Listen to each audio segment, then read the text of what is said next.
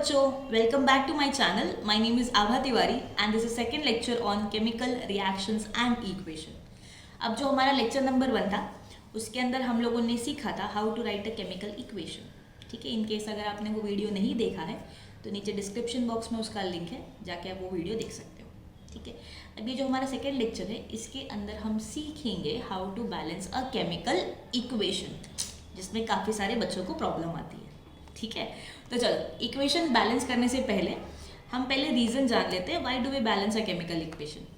कुछ रीज़न भी तो होना चाहिए, ऐसे ही थोड़ी बैलेंस कर देंगे, है ना. चलो, तो ये रीज़न को हम समझते हैं एक एक्टिविटी के थ्रू. अब एक्टिविटी कैरी आउट करने के लिए आपको चाहिए test tube, you need a conical flask and you need a weighing balance. ठीक है, और केमिकल में आपको चाहिए sodium chloride and you need silver nitrate. आपको करना क्या है, आपको ये दोनों जो केमिकल हैं इनके सोल्यूशंस बनाने हैं. ठीक है, सोडियम क्लोराइड जो है उसका सोल्यूशन आप ले लो कॉनिकल फ्लास्क के अंदर. ठीक है, इसे ना कॉनिकल फ्लास्क कहते हैं, ये देखो. ठीक है, ऐसा है ना कुछ, कॉनिकल फ्लास्क कहते हैं इसको. तो उस कॉनिकल फ्लास्क के अंदर we are suppose to take the solution of sodium chloride. ठीक है, एंड टेस्ट ट्यूब के अंदर आप सोल्यूशन ले लो सिल्वर नाइट्रेट का. ठीक है, तो सिल्वर नाइट्रेट ले लिया और सोडियम क्लोराइड ले लिया. अब ये जो टेस्ट ट्यूब है इसको कॉनिकल फ्लास्क में कुछ इस तरीके से रखना है कि ये दोनों सोल्यूशन एक दूसरे से मिक्स नहीं होने चाहिए. ठीक है, आपको सिर्फ ऐसे साइड में थोड़ा सा उसको टेढ़ा रख देना है ताकि दोनों सोल्यूशन एक दूसरे से मिक्स ना हो. ठीक है, और क्या करना है आपको, ये जो पूरा सेटअप है ना, इस पूरे सेटअप का आप जो वेट है वो मेजर कर लो. ठीक है, तो लेट्स सी, सपोज अपने को वेट आ गया अराउंड 300.23 ग्राम्स. ठीक है, this is the weight we have got. ठीक है, अब एक बार आपने उसका वेट मेजर कर लिया, उसके बाद आप ये जो पूरा कॉनिकल फ्लास्क है ना उसको टिल्ट कर दो. ठीक है, उल्टा सीधा कर दो. जब आप इसको टिल्ट करोगे तो होगा क्या, अंदर के जो सोल्यूशन है वो मिक्स होंगे, है ना, ऑफ कोर्स. तो जब ये सोल्यूशन मिक्स होंगे उसके बाद कुछ केमिकल रिएक्शन होगी इनमें, एंड केमिकल रिएक्शन होगी तो नए प्रोडक्ट बनेंगे. ठीक है, तो अब after you have tilted the entire conical flask, उसके बाद में इसको आप फिर से मेजर करो इसका वेट. ठीक है, and we will find that the weight is still the same. मतलब अभी भी उतना ही वेट आया है जितना पहले आया था बिना मिक्स किए हुए. ठीक है, so we can conclude that during a chemical reaction the total mass of the reactant is equal to the total mass of the product. ठीक है, और इसी तरीके की कुछ एक्टिविटी कैरी आउट की थी एक साइंटिस्ट ने जिनका नाम था एंटोइन लेवोइसियर. ठीक है, याद होगा, आपने 9th स्टैंडर्ड में पढ़ा है ये चीज़. ठीक है, तो Antoine Lavoisier was the person who has given us a law called as law of conservation of matter. ठीक है, तो ये बोलना क्या चाहते हैं, he said that mass is neither created nor destroyed during a chemical reaction. मतलब chemical reaction के दौरान ना कुछ नया मास ऐड होता है ना कुछ पुराना मास जाता है. ठीक है, और अगर सिंपल शब्दों में बोलें तो इसका मतलब ये है that number of atom of each element in the reactant is same as the number of atom of element in the product, and that is why we need to balance the chemical equation. ठीक है, तो हम लोगों ने reason देख लिया कि chemical equation को बैलेंस क्यों करा जाता है. ठीक है, चलो अभी जो हमने एक्टिविटी कैरी आउट की उसका हम केमिकल इक्वेशन लिखते हैं. ठीक है, तो वी हैव गॉट 2 रिएक्टेंट्स. कौन से रिएक्टेंट थे, सोडियम क्लोराइड, सिल्वर नाइट्रेट, है ना. तो ये दोनों हमारे रिएक्टेंट हो गए. प्रोडक्ट क्या बनेगा, यहाँ पे सिल्वर चला जाएगा क्लोराइड के साथ, बनेगा सिल्वर क्लोराइड. सोडियम चला जाएगा नाइट्रेट के साथ और बनाएगा सोडियम नाइट्रेट. ठीक है, तो ये हो गया हमारा वर्ड इक्वेशन. याद है पिछले लेक्चर में हमने सीखा था कि इक्वेशन 2 टाइप के होते हैं, एक वर्ड और एक केमिकल इक्वेशन. वर्ड्स में लिख दिया तो वर्ड इक्वेशन, और अगर मॉलिक्यूलर फॉर्मूलाज एंड सिंबल के हेल्प से इक्वेशन लिखा तो दैट इज केमिकल इक्वेशन. तो चलो अब केमिकल इक्वेशन लिखते हैं. सोडियम क्लोराइड का फॉर्मूला इज NaCl. ठीक है, and silver nitrate is AgNO3. ठीक है, क्रिस क्रॉस करके चेक कर सकते हो, लास्ट लेक्चर में मैंने तुम्हें सिखाया है कि फॉर्मूला निकालते कैसे हैं. ठीक है, चेक कर लो. सिल्वर क्लोराइड का फॉर्मूला अगेन AgCl आएगा, सिल्वर की वैलेंसी +1 एंड क्लोराइड की -1. ठीक है, तो criss cross you get AgCl. Sodium nitrate is also NaNO3. क्यों? बिकॉज Na भी+1 होता है, नाइट्रेट इज ऑल्सो -1, तो criss cross you get NaNO3. ठीक है, और ये जो सिल्वर क्लोराइड बनता है ये बनता है प्रेसिपिटेट. ठीक है, प्रेसिपिटेट क्या है याद करो, लास्ट लेक्चर में पढ़ा था. It's a insoluble solid substance formed during a reaction.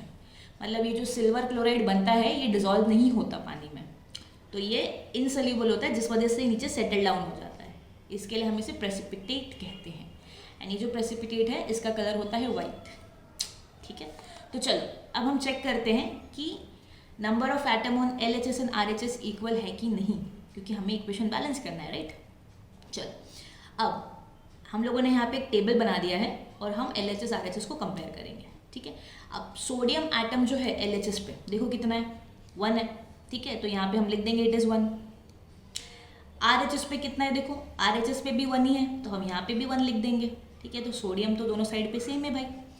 Next element पे जाते हैं, दैट इज क्लोरीन. ठीक है, तो Cl on left is 1, on right also it is 1C, तो लिख दो यहाँ पे 1 एंड अगेन 1. सिल्वर देख लो, Ag is 1, here also Ag is 1, तो you write here 1 and here also you write 1. ठीक है, N नाइट्रोजन देख लो, यहाँ पे 1 है लेफ्ट में, राइट में भी देखो 1 है, तो you write here 1, here also you will write 1. Oxygen देख लो, ऑक्सीजन लेफ्ट में 3 है, राइट में भी देखो 3 है हमारे पास. ठीक है, तो लिख देंगे हम यहाँ पे 3 and 3. So as you can see the number of atom of all the elements on LHS is equal to number of atom of the element on RHS. और ऐसा इक्वेशन जिसमें नंबर ऑफ एटम दोनों side पे same आ जाए अपने आप ही, ठीक है, उसे हम कहते हैं सेल्फ बैलेंस्ड इक्वेशन. मतलब ऐसे इक्वेशन को तुम्हें बैलेंस करने की ज़रूरत नहीं है, ये ऑलरेडी बैलेंस्ड है, राइट. ठीक है, ये खुद ही होशियार है, खुद ही बैलेंस है. ठीक है, तो such equation which is already balanced is called as self balanced equation.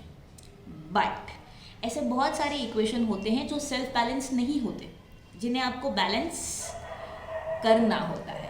ठीक है, अब बैलेंस करने के लिए ना इक्वेशन को मैं तुम्हें 4 रूल बताऊंगी, और इस 4 रूल की मदद से आप majority of the chemical equation balance कर लेंगे. ट्रस्ट मी, आप बैलेंस कर लोगे. ठीक है, अब टेक्स्ट बुक में ना आपको बहुत कॉम्प्लिकेटेड मेथड बनाया गया है कि आप टेबल बनाओ, LHS RHS को कंपेयर करो, देन आप वो एक एलिमेंट सिलेक्ट करो जिसके अंदर ज़्यादा नंबर ऑफ एटम है, एक्सेट्रा एक्सेट्रा. ठीक है, हम उतना कॉम्प्लिकेट नहीं करेंगे, हम ये 4 रूल सीखेंगे और इस 4 रूल के हेल्प से हम इक्वेशन को बैलेंस कर लेंगे. ठीक है, अब तुम्हारे दिमाग में सवाल आता होगा कि अगर आपने मेरे मेथड से बैलेंस करा और अगर आपने टेक्स्ट बुक के मेथड से बैलेंस नहीं किया तो क्या आपके नंबर कटेंगे? तो बता दूं तुम्हें, आपको ना केमिकल इक्वेशन बैलेंस करने से मतलब है.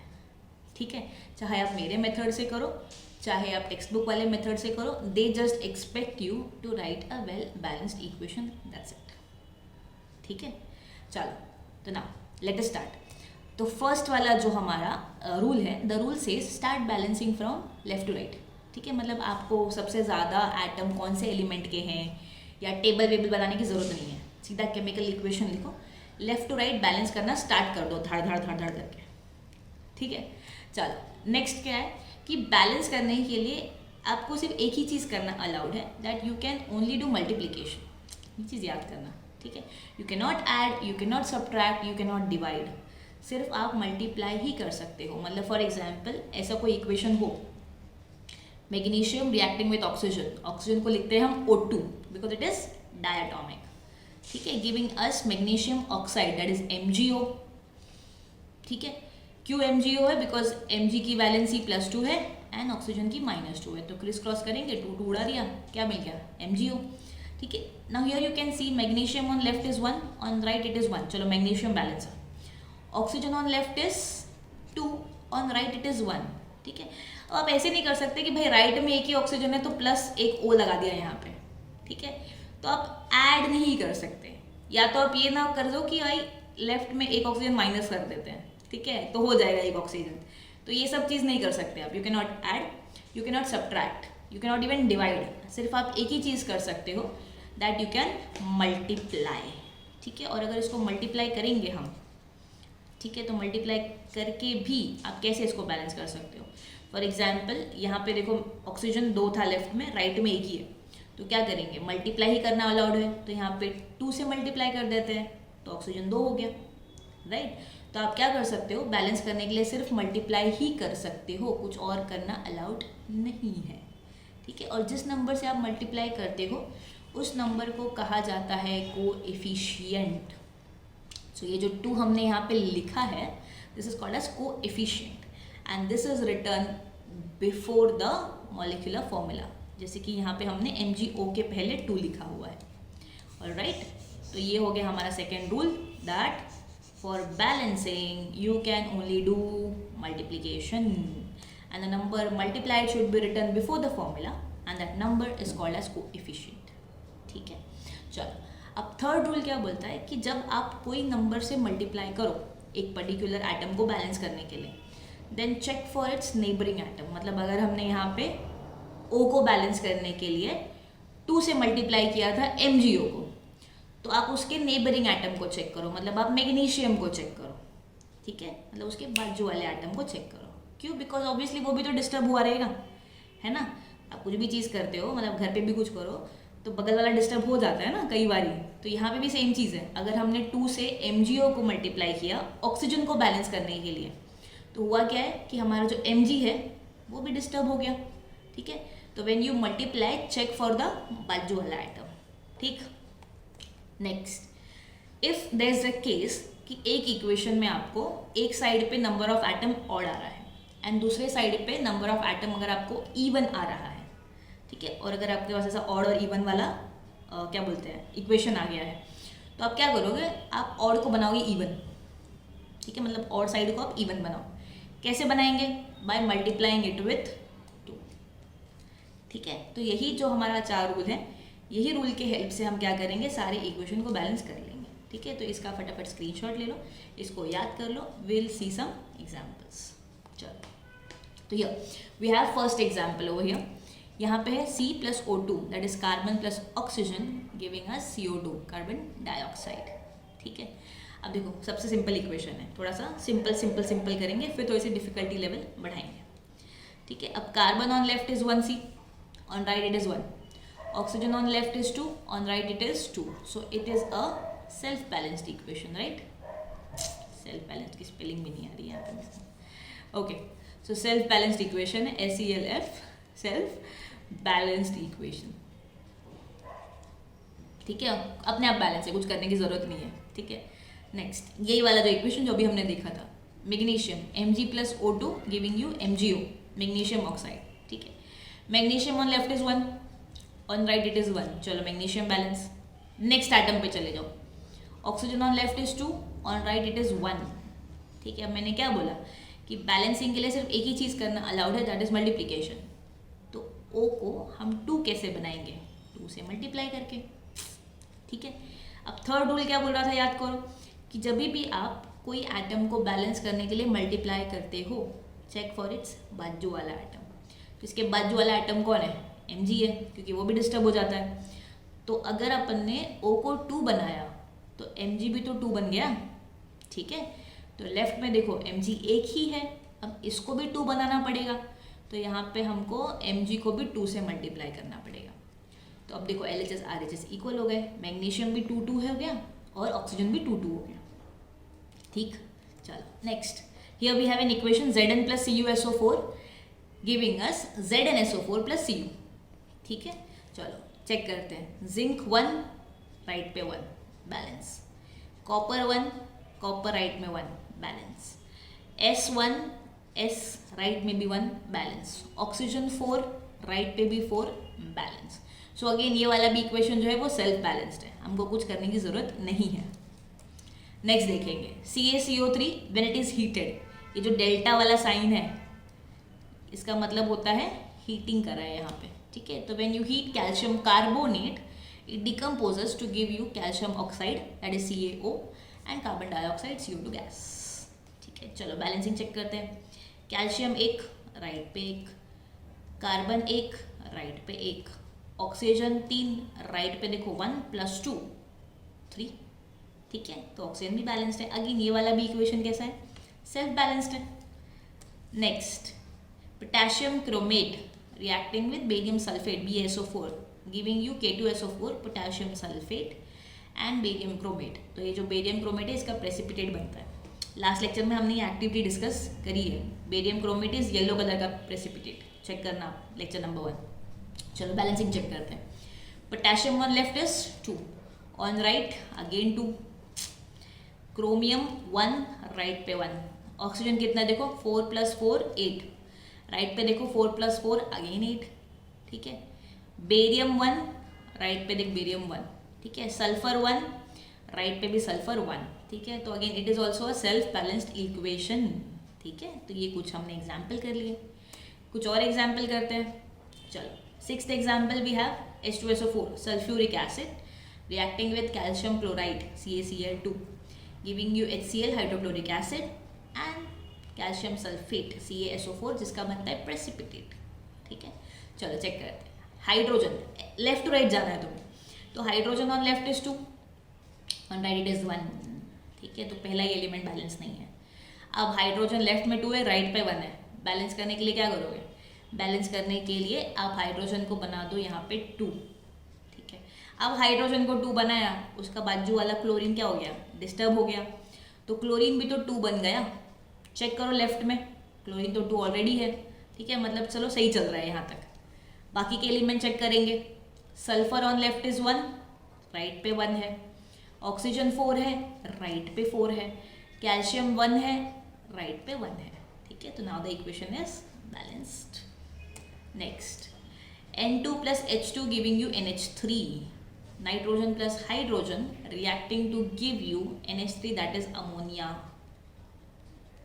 अच्छा ये वाला जो एक मेथड है ना, जो यहाँ पे लिखा हुआ है जो रिएक्शन, इस मेथड को बोलते हैं हम हेबर्स प्रोसेस। ये बहुत फेमस प्रोसेस है, Haber's process. So this is a process used in manufacturing of ammonia, ठीक है। नाम है हेबर्स प्रोसेस। और रिएक्शन के लिए कैटलिस्ट जो है वो यूज करते हैं, that is Fe। Iron is used as a catalyst over here. और कैटलिस्ट क्या होता है? ऐसा सब्सटेंस जो रिएक्शन की रिएक्टिविटी फास्ट करता है, ठीक है। तो ये हो गया इस इक्वेशन के बारे में जानकारी। अब इसको बैलेंस कर लेते हैं। देखो नाइट्रोजन लेफ्ट में कितना है? 2, राइट पे 1 ही है। क्या करेंगे? इसको बैलेंस करेंगे। बैलेंस करने के लिए क्या करेंगे? 2 से मल्टीप्लाई कर देंगे, ठीक है। हाइड्रोजन देखो लेफ्ट पे 2 है, राइट पे कितना बन गया? 2 × 3 = 6 हो गया, ठीक है। तो लेफ्ट पे भी अपने को 6 बनाना पड़ेगा। क्या करेंगे यहाँ पे? 3 से मल्टीप्लाई, ठीक है। तो ये हो गया तुम्हारा इक्वेशन बैलेंस। आगे बढ़ते हैं। Next we have H2H2O7 reacting with water. ये तुम्हारे एक्सरसाइज का क्वेश्चन है बाय द वे, ठीक है। ये वाला 8th वाला। अच्छा H2H2O7 इस कंपाउंड का नाम होता है ओलियम। याद करो, थोड़ा सा एक्स्ट्रा इन्फॉर्मेशन है। Oleum it reacts with water to form H2SO4 that is sulphuric acid, ठीक है। तो it is one of the method of preparation of sulphuric acid, ठीक है। चलो चेक करते हैं बैलेंसिंग। हाइड्रोजन कितना है लेफ्ट में? देखो 2 यहाँ पे, 2 यहाँ पे, टोटल कितना है? 4। राइट पे 2 ही है। क्या करेंगे? इसको 2 से मल्टीप्लाई कर देंगे, ठीक है। 2 × 2 = 4 हो गया हाइड्रोजन। बट अब बाकी सब भी तो डिस्टर्ब हो गए। सल्फर चेक करो। Sulphur is again here 2 RHS पे। LHS पे देखो यहाँ पे तो 2 है। चलो सल्फर तो बैलेंस हो गए। ऑक्सीजन कितना है लेफ्ट पे? 7 + 1 8। राइट पे कितना हो गया? अगेन 4 × 2 = 8। तो now the equation is balanced, ठीक है।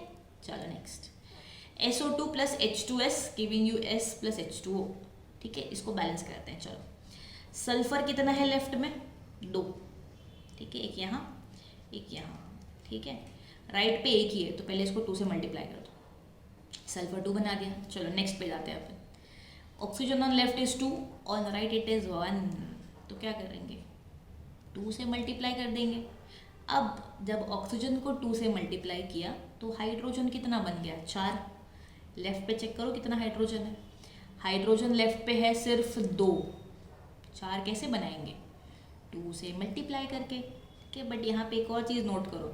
अब अपने हाइड्रोजन को जब 4 बनाया तो बाजू वाला सल्फर डिस्टर्ब हुआ।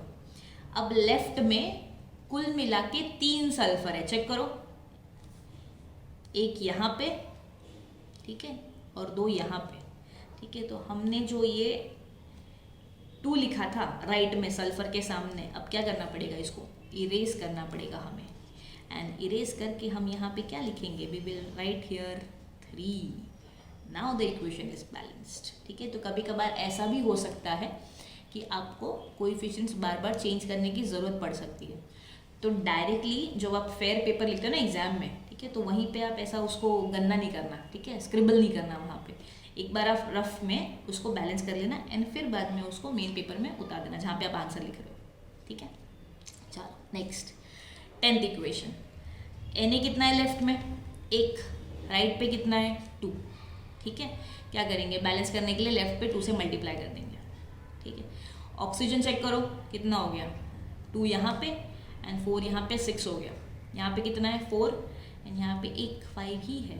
क्या करेंगे, अब देखो Na2SO4 के पहले 2 नहीं लिख सकते, ठीक है, बिकॉज वो ऑक्सीजन कितना हो जाएगा 8 हो जाएगा। तो हम क्या करेंगे, यहाँ पे 2 लिख देंगे।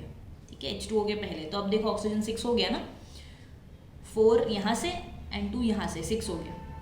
ठीक है, चलो हाइड्रोजन चेक करते हैं। यहाँ पे H2, यहाँ पे 2, मतलब टोटल LHS पे कितना हो गया 4। RHS पे कितना हो गया, देखो 2 2 ज़ा 4, हाइड्रोजन बैलेंस। ठीक है, सल्फर इज 1, सल्फर इज 1। ठीक है, तो अब LHS एंड RHS इक्वल हो गए।